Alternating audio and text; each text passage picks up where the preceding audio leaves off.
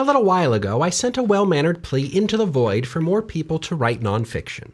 Little did I know it would almost immediately become one of the most popular things I've ever done. Well, to be fair, popular is not the first word that comes to mind when I think of this show. What are you trying to say? Just that it's not a very high bar to clear, is it, bud? I mean, think of the success we'd be having if the show were called Day Trading Crypto with Andrew, or even better yet, Interdimensional Commerce with Kaput.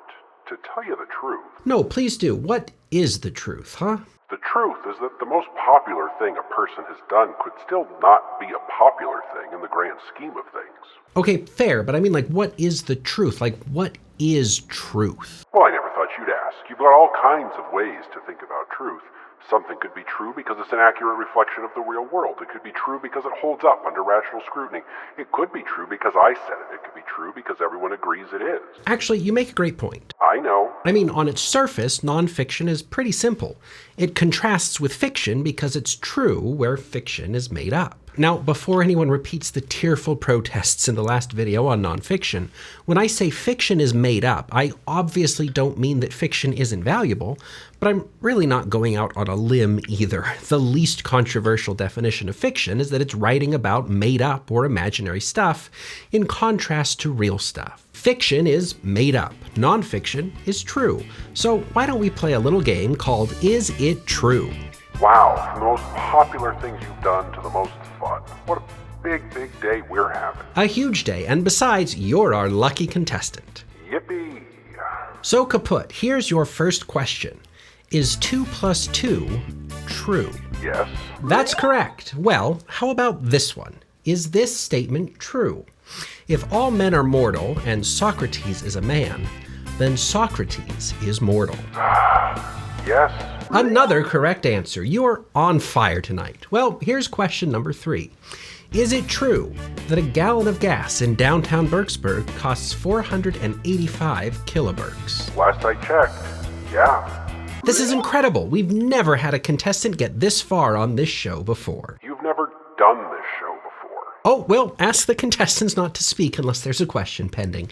Now, for our studio audience, we'll remind you that our contestants are free to walk away at any time with their winnings or risk it all for a chance to double their prizes in each round. So, contestant number 1, what do you say? Are you ready to take on another question? None of this actually matters, and I'm pretty much the source of all truth, so sure, why not? Okay, your next question for double or nothing. Is this statement true? You catch more flies with honey than vinegar. I mean, it probably depends on the fly, unless you mean true in the sense that people generally say you'll make more friends by being nice to people. In the sense that it's generally accepted conventional wisdom, sure, yeah, let's say it's true. Is that your final answer? Oh, who cares? Sure, it's my final answer. Ladies and gentlefolk, this is incredible. We've never seen a performance like this on the show before. You're on a lucky streak, so how about one more question? Sure, what do I have to lose? Okay, it looks like you've unlocked our daily picture round. Contestant, please tell us, is this picture true? Well, I'm detecting a pattern so far, so maybe I'll go out on a limb and say yes. Unbelievable. We've got just one more question for you before we go to our first break. Contestant, are you ready? Ready for this to be over, but sure, have at it. Very good. But before we ask you this question and give you a chance to set an all-new record on the show, let's tell our studio audience what our contestant stands to win. Today's champion is going to be the toast of the town, literally, with their very own Wi-Fi-enabled multi-slice toaster. But that's not all. They'll also be going home with an autonomous assistant powered by the latest in alchemical intelligence technology, which is good because they'll need someone to watch over the house while they're on an all-expenses-paid vacation on the fabulous Ionic Coast deep in the heart of Void Space Gamma. All these fabulous prizes and more furnished by the good people at Kaputco International. Now that sounds like a lot of great stuff, so please tell us, contestant, is this statement true? Writing with Andrew and Kaput Mortuum are friends. What is this? What do you mean, my friends? Why? I didn't sign up for this. It's a simple yes or no question, contestant. This is outrageous, as if I need prizes from Kaputco International. You know what? I'll just take whatever I've won so far and leave. Too difficult for you? Yeah, this question is a bit of a toughie, so I understand. But we won't hold it against you. You still go home a record-holding champion of truth detection, but you will have to pay your own way if you ever want to visit the Ionic Coast. Yeah, whatever. I'm out of here. So anyway, what did we learn from this little excursion? We had a lot of statements that were true, but they were not all true in the same way. 2 plus 2 is equal to 4, but that is not true in the same way that the price of a gallon of gas in a particular place at a particular time is true. And neither of those are true in the same way that the statement "you catch more flies with honey than vinegar" is true. So already, when we say that nonfiction is a genre of literature grounded in truth, that's more complicated than just saying it's a rehearsal of the facts. In fact, just the facts probably doesn't make for very compelling nonfiction. There's a lot of writing that's true that would count broadly as nonfiction, but a lot of that writing probably wouldn't count as creative or literary nonfiction. So yeah, journaling is nonfiction in the sense that it is true, but it's not literary nonfiction because journaling is for you and not for readers. And I'm sure you can think of journals that were later published, but let's try and stay focused. At their most basic, journals or diaries serve to record events in a person's life. You can write a journal without much personal reflection or literary performance, but creative nonfiction relies on those things. And of course, writing an essay that you expect others to read is fundamentally different from writing a journal entry in a notebook with a combination lock. Of course, all the various papers one writes in school are also nonfiction, and there are all kinds of rules about citations and methodologies and statistical significance to measure the truth of those kinds of nonfiction. But again, they're not literary. They exist as academic discourse, not as art. Journalism is committed to the truth, and some journalists even write in pretty literary ways. But journalists are reporting the news, not writing literature. Literary journalism blurs the boundaries, sure, but there are clear and observable differences between what shows up in newspapers and what shows up in literary journals. Clearly, they are not the same. So what kind of truth is creative nonfiction interested in then? I went to a reading once where a nonfiction writer said that in his book he had a character who was really a composite of two different people from his life. The reason for that, he explained, was not to deceive readers, but just to simplify the narrative on the way to making a larger artistic point in the work. Yes, it would have been more factually accurate to separate those two people out, but it would have also involved so much explanation and extra complication of the cast that it just made more sense to streamline things and collapse two side characters into one. And nobody there that night was scandalized by that admission. And how many people have written essays or books where they go back through the stories they grew up hearing and the journals they've read to piece together the lives of their parents or grandparents? If you use your grandmother's journals to reconstruct the conversation she and your grandfather had about selling the farm, have you violated the truth requirements of nonfiction? Well, speculative nonfiction is still nonfiction. Or are you writing a memoir about your childhood fascination with Bigfoot? Then do you write a whole chapter about the accumulated lore of what Bigfoot looks like and where it lives and what it eats and what kind of vlogging camera it uses and then call your publisher and say they need to repackage your project as fiction? Well, obviously not. Assuming Bigfoot isn't real and that every account of Bigfoot is legendary fiction, the influence of that legend on your life is still real, and you can create truthful accounts of and reflections on something that's been made up. What if you're writing about that time you got in a fight on the playground in 3rd grade? That was a long time ago, so are you a liar if you say you were wearing your favorite corduroy overalls that day? If you were actually wearing a wool skirt but you just can't remember? Well, no, having a fallible memory makes you a human, not a liar. Essayist Philip Lopate writes, "When I am writing fiction, I am trying to get at the literary truth.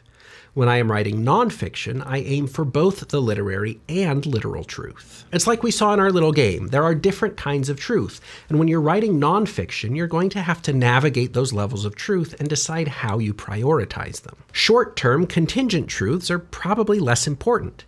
If you happen to misremember the price of gasoline on the day you graduated college, that's probably not a big deal if it's not a crucial part of the story.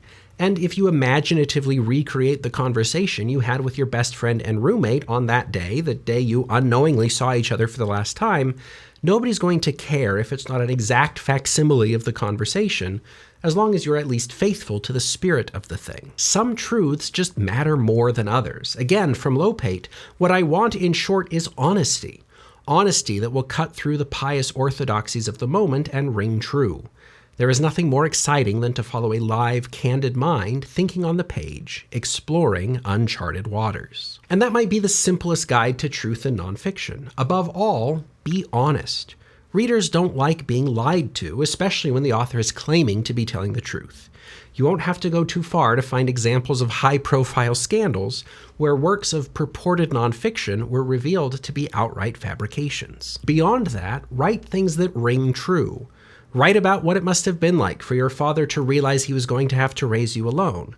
You might have actually been asleep in your race car bed when he was sitting alone in the kitchen one night trying to figure out his future of single parenthood, but you're still allowed to practice some speculative empathy and create a version of that night that rings true to the best of your knowledge and ability. And maybe, most importantly, remember that the real goal, the purpose of it all, is to portray a live, candid mind thinking on the page.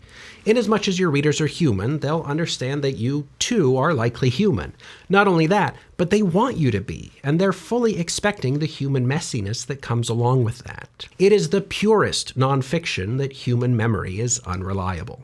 It is objective reality that people are subjective. It is completely true that ultimate truth eludes us all the time. Dealing with the slipperiness of factual reality is the most honest thing you can do. To quote Dinty Moore, essayists don't have all the answers. If they did, there would be no reason to write. So if the purpose of an essay is to show a mind at work on the page, to give us a glimpse at the inside of another human being's head, then that's the truth that matters most.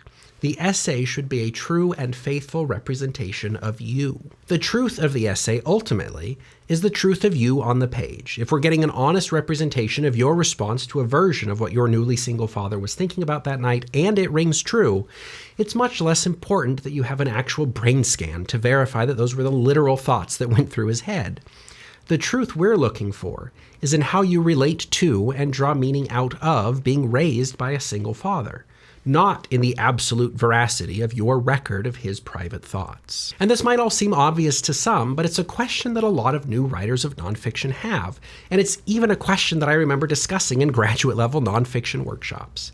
Different writers will establish different relationships with the truth, and they'll make different decisions about what kinds of truth matter the most.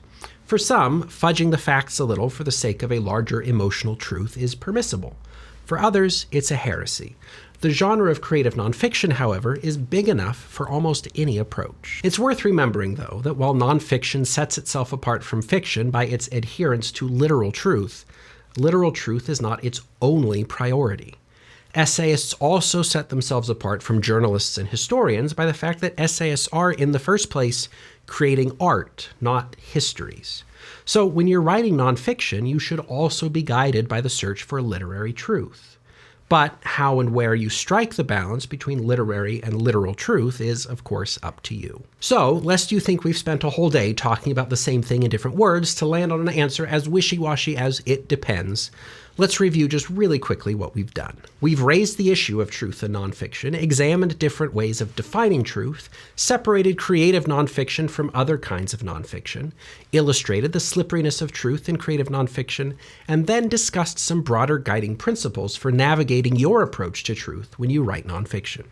Sure, we could have done a 30-second version of the video that said, it depends, but hopefully this way you have a more complete understanding of the issue that can empower you to make your own creative decisions. So now that you've been empowered, why not go make some creative decisions of your own and have some fun navigating the complexities of literary and literal truth in your nonfiction. As you do, I'll get things ready for us to meet again next week.